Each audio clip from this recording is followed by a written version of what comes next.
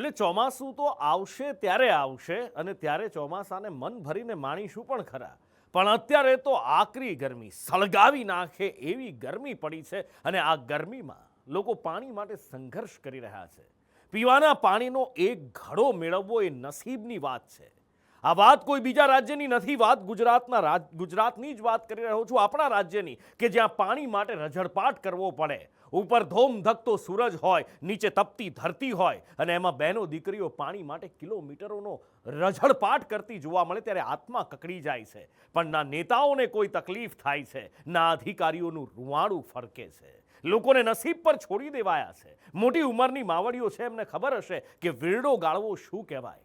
આજે આટલા વર્ષો પછી, આઝાદીના આટલા દાયકા પછી પણ આજે જ્યારે બેન દીકરીઓ વીરડો ગાળી એમાંથી પાણી લેવા મજબૂર થાય ને, તો ગુજરાતનું એનાથી મોટું દુર્ભાગ્ય બીજું કોઈ ના કહેવાય. જો તમને તમારા ઘરમાં જ પીવાનું પાણી મળી રહે છે, જો તમારે પાણી મેળવવા માટે કોઈ પ્રયત્ન નથી કરવો પડતો, તો પછી તમે નસીબદાર છો. આ લોકોની સરખામણીમાં જેમના માટે પાણી એક સંઘર્ષ છે. પાણી તેમના ઘર સુધી નથી આવતું, પણ તેમણે પાણી લેવા માટે જવું પડે છે, શોધવું પડે છે, અને જે પાણી મળે છે તેને આવી રીતે મેળવવું પડે છે.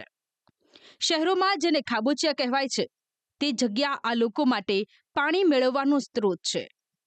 આ દ્રશ્યો જૂના નથી, પણ વર્તમાનના છે.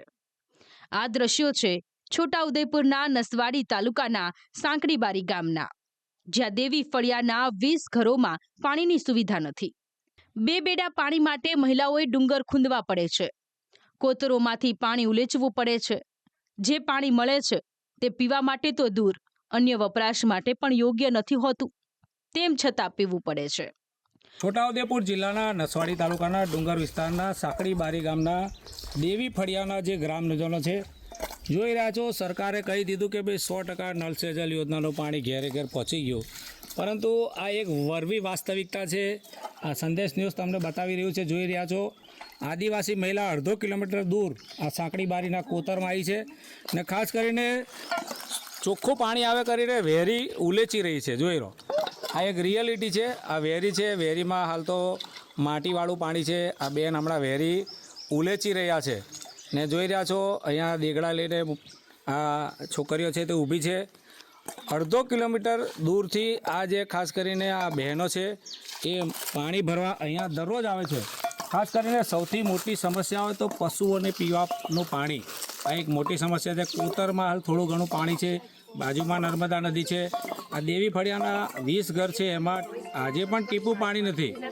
અંગ દજાડતી ગરમીમાં પાણી લેવા જવું આ મહિલાઓની મજબૂરી છે.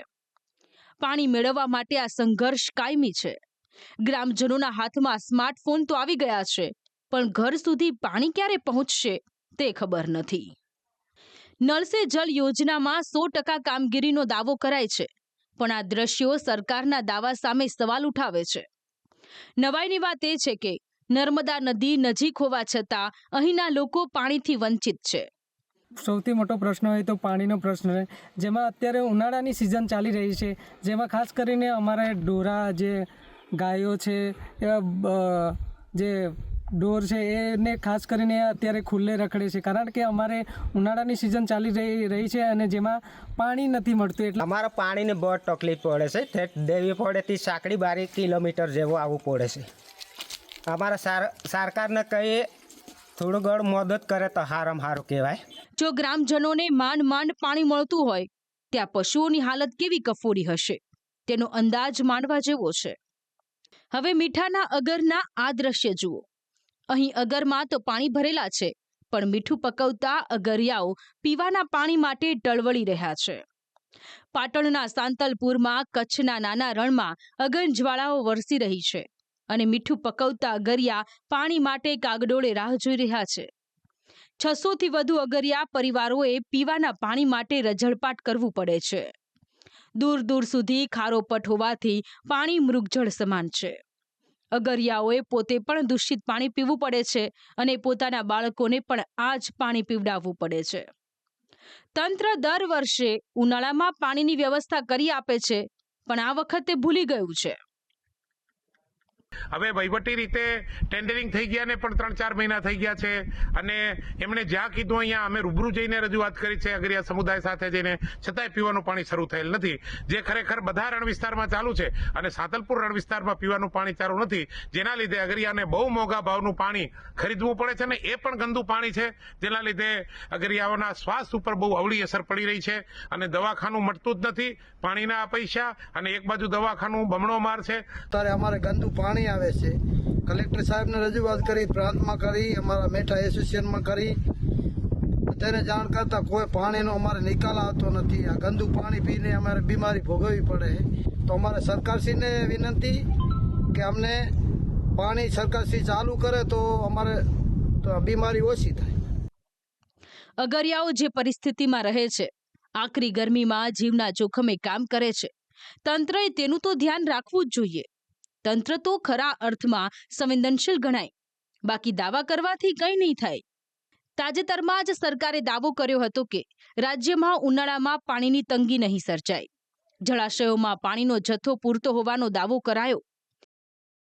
રાજ્યના 207 જળાશયોમાં 57% વધુ પાણીનો જથ્થો છે, જે ગયા વર્ષના 50.84% કરતાં વધુ છે. સરદાર સરોવર ડેમમાં હાલ 61%થી વધુ પાણી છે. દક્ષિણ ગુજરાતના 13 જળાશયોમાં સૌથી વધુ 62% જેટલું પાણી છે. મધ્ય ગુજરાતના 17 જળાશયોમાં 56% પાણી છે. સૌરાષ્ટ્રના 141 જળાશયોમાં 44.44% પાણી છે. કચ્છના 20 જળાશયોમાં 41%થી વધુ જળસંગ્રહ થયેલો છે. પાણી ભરપૂર હોવા છતાં રાજ્યમાં ઠેર ઠેર પાણીનો પોકાર ઉઠ્યો છે. લોકો પાણીની માંગ સાથે તંત્ર સામે વિરોધ પ્રદર્શનો કરી રહ્યા છે. મહિલાઓ માટલા ફોડીને રોષ વ્યક્ત કરી રહી છે. એક તરફ જ્યાં લોકો પાણી માટે ટળવળે છે, ત્યાં બીજી તરફ આવા દ્રશ્યો પણ સર્જાય છે. આ દ્રશ્યો છે ભુજના, જ્યાં નર્મદાની પાઇપલાઇનના એરવાલ્વમાં લીકેજ થતા મોટા પાયા પર પાણીનો વેડફાટ થયો. વાલ્વની આસપાસના ભાગોમાં તળાવ જેવી સ્થિતિ સર્જાઈ. તંત્ર 24 કલાક બાદ જાગ્યું અને વાલ્વના સમારકામની કામગીરી હાથ ધરી. આ દ્રશ્યોથી વિપરીત ભુજના જ ઘણા વિસ્તારોમાં લોકો પાણીની તંગીનો સામનો કરી રહ્યા છે. શહેરના પ્રમુખ સ્વામીનગરના લોકો છેલ્લા 8 મહિનાથી પાણીની સમસ્યાનો સામનો કરી રહ્યા છે.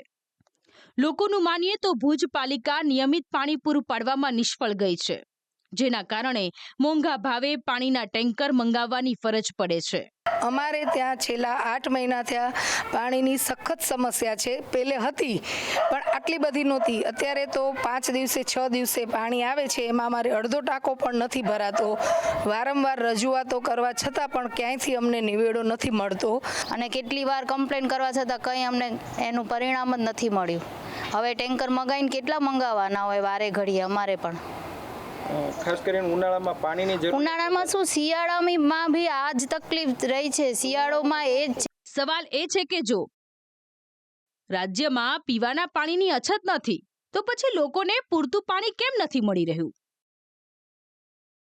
લોકોએ પાણી માટે કેમ આટલો બધો સંઘર્ષ કરવો પડે છે?